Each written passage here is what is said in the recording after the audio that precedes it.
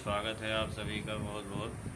देखिए, आगामी 29 जुलाई को गुरु पूर्णिमा का बहुत बड़ा पर्व, पावन पर्व आने वाला है।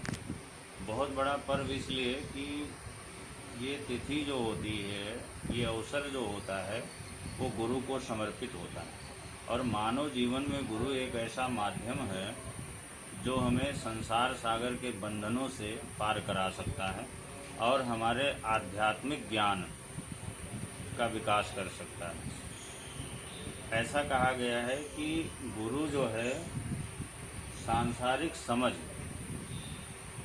दुनियादारी की जो समझ है और जो आध्यात्मिक ज्ञान है, इन दोनों के बीच का सेतु है। एक प्रकार से पुल का काम करता है। तो जिस मनुष्य के जीवन में गुरु नहीं होता है तो उसके लिए कठिनाइयाँ होती हैं, आध्यात्मिक ज्ञान का उसके अंदर अभाव होता है। तो आज हम जो विशेष चर्चा कर रहे हैं गुरु पूर्णिमा के विषय में, क्योंकि आषाढ़ शुक्ल पक्ष की पूर्णिमा को गुरु पूर्णिमा के नाम से जाना जाता है। व्यास पूर्णिमा भी कहते हैं इसको, गुरु पूर्णिमा भी कहते हैं। और ये पूर्णिमा जो है महर्षि वेदव्यास, भगवान वेदव्यास से भी संबंधित है। उनको भी एक प्राचीन गुरु के रूप में माना जाता है, गुरु माना जाता है। तो इसलिए ये पूर्णिमा जो है महर्षि व्यास जी से भी संबंध रखती है। तो गुरु पूर्णिमा इस बार 29 जुलाई 2026 दिन बुधवार को पड़ रही है। तो पूर्णिमा में गुरु की पूजा करना बहुत ही लाभकारी होता है। और चाहे वो आपके शिक्षक हों, चाहे दीक्षा देने वाले गुरु हों, चाहे माता पिता हों, तो किसी का भी इस दिन पूजन करना चाहिए। क्योंकि जैसा कि प्राय सभी लोग जानते हैं, आम तौर पर प्रचलित है कि गुरुर्ब्रह्मा गुरुर्विष्णु गुरुदेवो महेश्वरः गुरु साक्षात परम ब्रह्म तस्मै श्री गुरुवे नमः। तो यहाँ तक कि कहा जाए कि भगवान से भी उच्च स्थान गुरु का दिया गया। तो इस दिन गुरु के पूजन का विशेष अवसर होता है। तो इस दिन गुरु की पूजा करने से व्यक्ति सांसारिक बंधनों से, संसार सागर के बंधनों से मुक्ति प्राप्त कर लेता है, आध्यात्मिक ज्ञान का विकास होता है।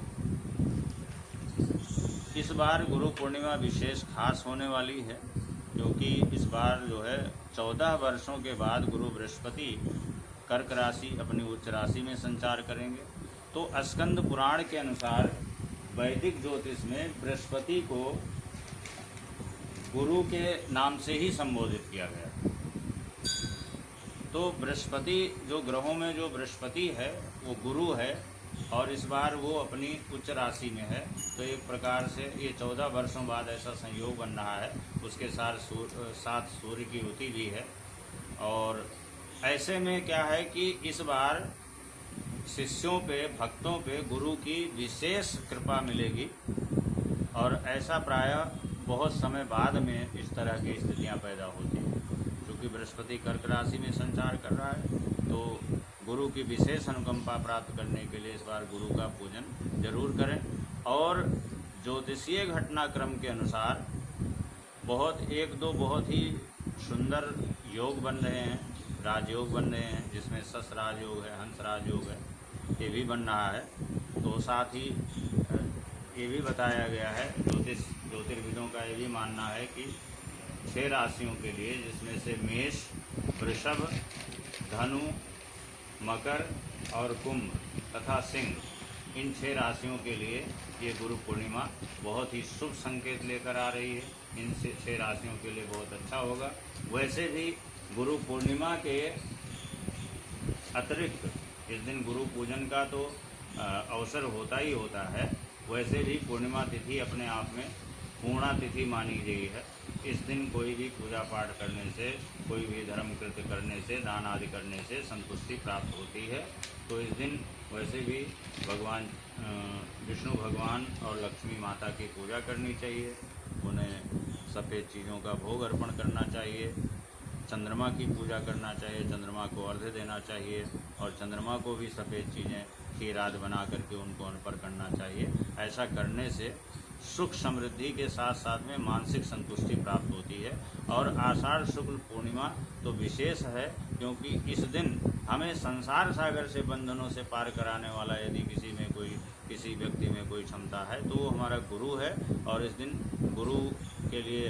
गुरु और शिष्य के लिए ये दिन बहुत ही श्रेष्ठ होता है। तो गुरु की पूजा करनी चाहिए। और इस बार जो समय है, वैसे तो पूरे दिन पूजा कभी भी कर सकते हैं, गुरु का दिन है। और पूर्णिमा तिथि रात्रि में 8:15 बजे तक लगभग विद्यमान रहेगी, परंतु फिर भी पौने 7 बजे से लेकर के पौने 7 बजे से लेकर के पौने 10 बजे के मध्य की जो समयावधि है, ये गुरु पूजन के लिए बहुत बेहतर रहेगी। इस समयावधि में गुरु के सानिध्य में जा करके और उनकी पूजा अर्चना करके उनसे आशीर्वाद ग्रहण करें। बहुत बहुत धन्यवाद।